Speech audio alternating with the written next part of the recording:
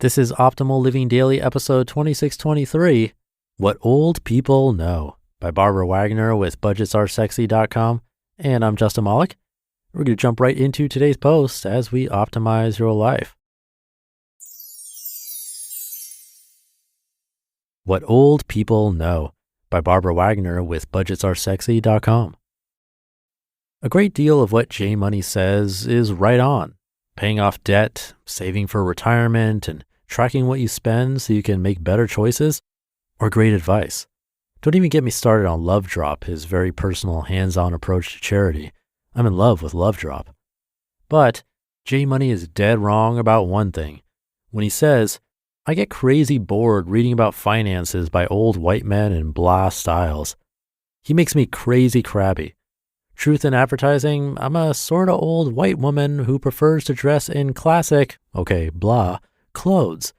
But don't write me off just yet. We old farts know a few things you might want to know too. Number 1, invest in your health, not just your 401k. In my 20s, I ate, smoked like a chimney, partied endlessly, drank to excess, never worked out, and told myself I could always lose the weight later. Somewhere along the line, I learned that later wasn't going to be much fun if I was in poor health. Think about it. Which sounds sexier? Rocking a hard body in your 50s with plenty of energy to enjoy your modest wealth? Or visiting a doctor every other week to deal with your stress, weight, diabetes, arthritis, and intestinal problems and little energy to spend the millions you've piled up? Have you ever listened to old people talking about their health problems? It isn't pretty. Give me the hard body any day. Seriously, if I wasn't happily married, I'd really want a hot guy more than money. Not that my husband of 22 years isn't totally hot. That's why we have air conditioning. Try to fit in just a little healthy living on your way to being a millionaire. Number 2, every choice you make is 2 choices. You just don't know it. When you choose to save, you're choosing not to spend. When you choose to spend money on one thing, you're choosing not to spend it on something else. Any choice is a good one as long as you choose what you really want. It's a fabulous idea to save all your money for retirement in your 20s because time and compounding will make you rich unless you really want to experience a little world travel while you're young enough to do it with just a backpack and good hiking shoes. Being rich in memories is a terrific goal. It's also fine to spend a third of your income leasing a BMW unless you'd really like to have enough coin to actually date women who like guys with BMWs. Anytime some expert recommends a particular action, ask yourself what you won't be doing if you make that choice. Same goes for any bright ideas you come up with on your own. As long as you know all of the choices you're making, you'll do fine. And number 3, do it now. If you wait till you have enough money to leave home, get married, buy a house, make babies, invest, or anything else, you won't do anything. There's never enough money to do things perfectly, but there's always enough money to make a start. I get it, the lousy economy is making things extraordinarily difficult for 20-somethings, but putting your life on hold and living with your parents in your 20s is a special kind of. When I was in my 20s, oh God, I'm about to give you the classic old person back in my day speech.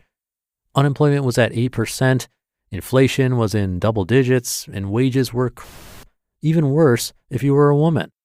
I lived in a crummy apartment in a scary part of town, wore clothes from the thrift store, and ate a lot of ramen. Man, was it fun. I was living my own life, humble as it was.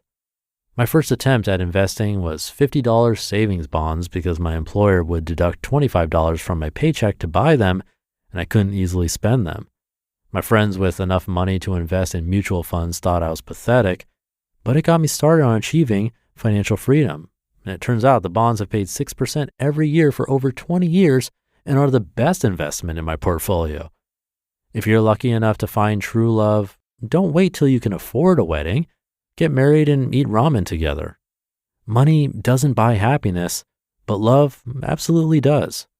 If you and your soulmate love children, have them when you're young and you'll be young enough to enjoy your grandchildren too. Whatever your dreams, get going now. Don't try to figure everything out before you take action.